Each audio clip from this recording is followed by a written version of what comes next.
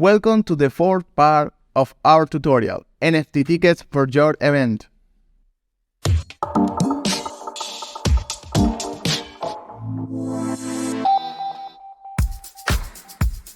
So far, we have decided and uploaded our NFT collection, created a smart contract, and created some extra functions to interact with our NFTs. In the last part, we learned how to deploy our contract from Node and also how to perform some functions using only JavaScript with Node.js.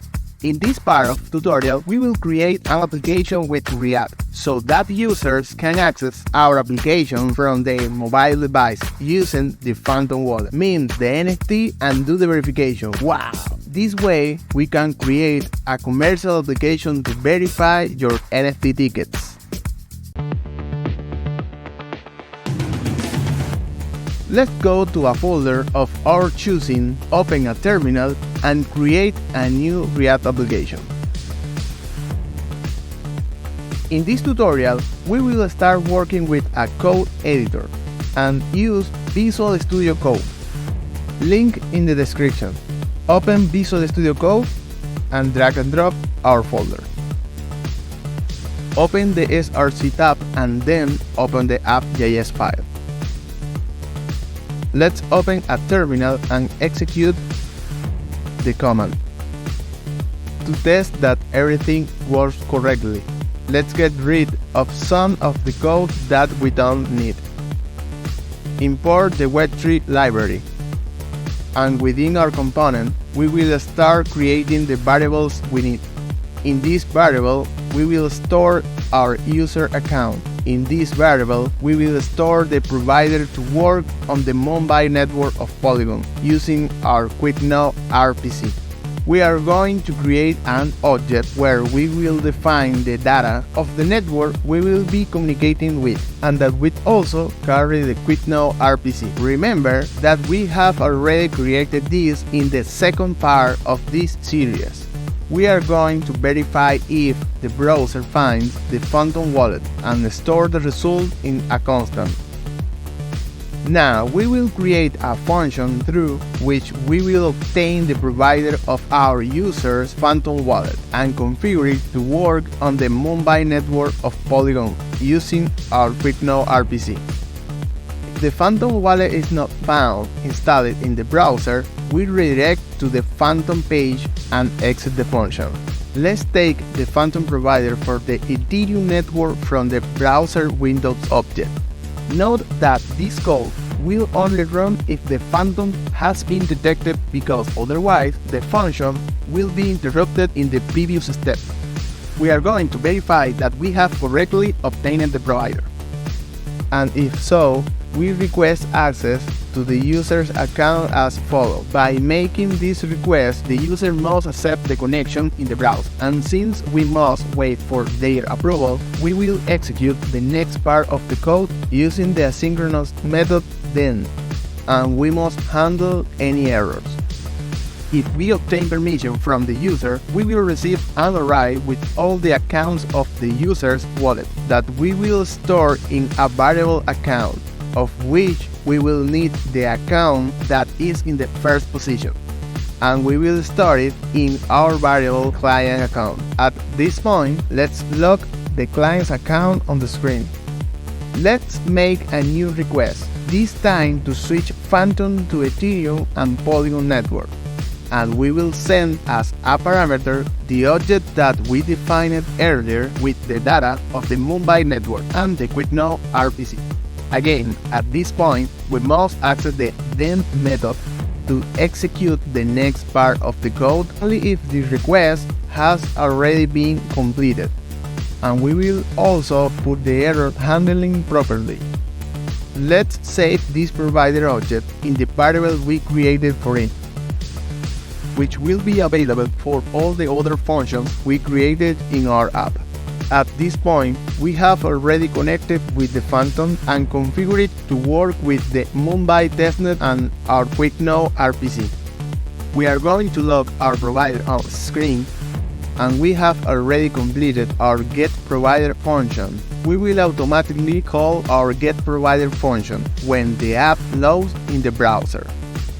And now we are going to create a button that we will give functionality to later. But for now, we will use it to create a test transaction and verify that our connection to the wallet has worked correctly.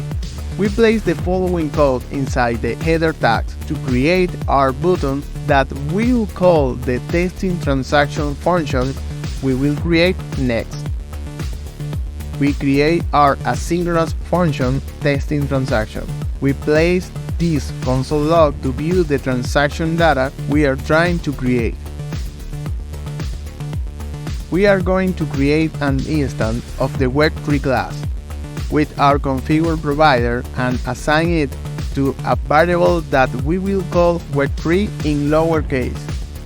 We are going to send our test transaction and save the result in a constant called result. We use the request method available for our Phantom provider EVM provider and send the following object as an argument. In our case, the transaction destination address is just a test address. We are going to make sure to install the node modules. We are going to make sure to add the Web3 library. Now, let's start with the necessary steps to test our application and make it work within the Phantom wallet. To achieve all this, it's necessary to have Github to upload our repository, and then import it to a platform called Vercel, which will allow us to deploy our website with an HTTPS security certificate, which is necessary for the Phantom wallet to allow transactions. Let's start by logging into github.com. If you don't have an account, you must create one. We create a new repository, put the name of our project, and click on Create Repository. We are going to copy the address because we will need it soon. In the VsCode terminal, we will write the following commands. We initialize the repository. We add all the files. We create the first commit. Remember that through commits we can keep track of the changes we make in our repository. We rename our main branch to master. We set the remote directory origin to the address of the repository we just created, and we upload our repository. We can check on our GitHub account that everything is correct, and we go to Vercel.com, sign up, enter a name, and then connect with our GitHub. We complete the verification. We click Create New and locate the repository we just created in GitHub and click on Import. We can leave the same name for the project. Make sure the preset is in React and open the View and Output Settings tab and activate the first two sliders as follows. Then we press Deploy. If everything is correct, we see this window, click on Continue to the dashboard, and then on Visit. Here in the browser, we can see that our app is already trying to connect to the Phantom wallet. In case of any errors during compilation, or if you want to make changes to the code, once the changes are saved, you must write the commands git add that, then create a new commit, and finally push.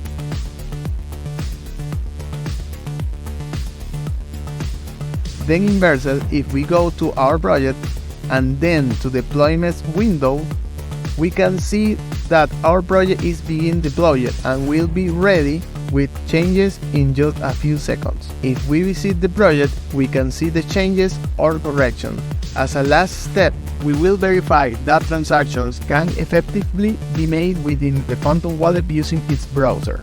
We will do this by visiting the link that we have deployed on Vercel. We go to our Phantom app and then to the browser. Here we enter the address, and in our case we can see how we are already interacting with Phantom and we can send our test transaction. In the next part of this series, we will be creating a button to mint the NFT, and later we'll be able to verify this NFT in the event. We hope that all this information is helping you to create your Web3 solution. We'll see you in the next video. Don't forget to subscribe to the channel for more information.